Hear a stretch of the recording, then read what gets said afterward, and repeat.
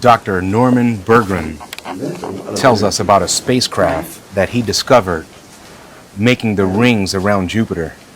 Okay. And this is the ring, right? This part, this is the ring?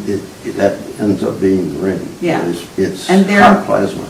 Oh, really? Okay, so, and what your theory is they're manufacturing it, is that correct?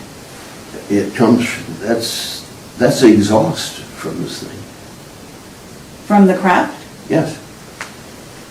Is it because, are they stationary or are they moving, the craft? They're probably moving. So do you think, when you say things are getting critical, are you Okay, saying? now, just take that picture and say that's the exhaust. It's like you have an airplane and exhaust. It's in your atmosphere, and it can load a lot of energy, you know? And, but this is, Saturn, like John Lear says, you know, Saturn is the focal point, and I can't agree with him more.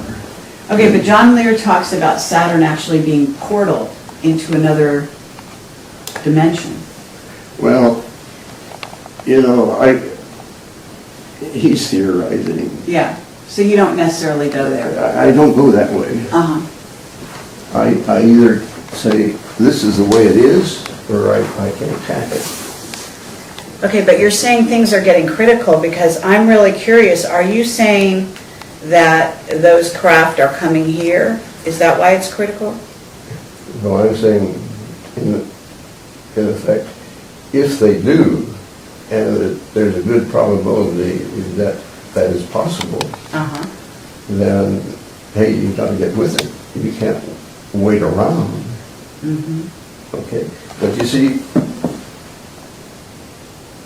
no one really in this country accepts the concept that at Saturn, those things are there. Right. As you can't do it at Saturn, well, you know, you just can't hack it. People have got to be made to understand that those things are real. Right. Well, did we build it? Pardon? Did we build it? Who built it? The craft?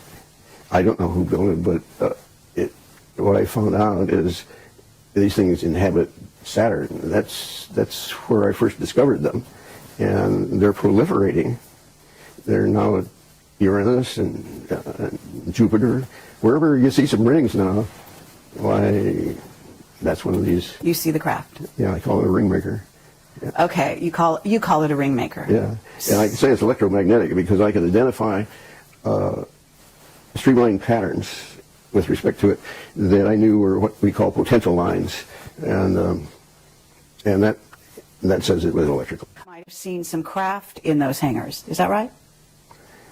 It was my first clue that there was something in space that was different. Okay, I was handed one day a set of data.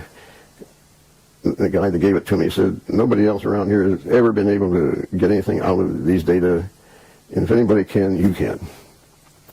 And so I went through it, and I found this one spot of data that really looked interesting. And I slugged through plotting it up. It was quite a difficult task to draw the picture of that. Mm-hmm. And when I got it, you could tell it was something strange. I didn't, at that time, I have seen one on the ground in Antarctica. You have? Not personally, but an image of one which I wished I had cut out. Right. So no, these things could come in real low. Yeah. They're all sizes. Mm-hmm.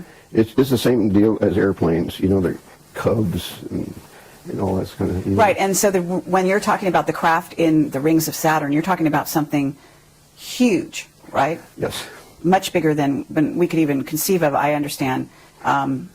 What is it? I don't know. What was it? 70,000 square feet. I could, in looking down on the rings, I could see parallel lines crossing the ring, all the rings at once. Mm-hmm. That's about as long as you can get them. That's incredible. But I could tell that those lines demarked the outside of an object.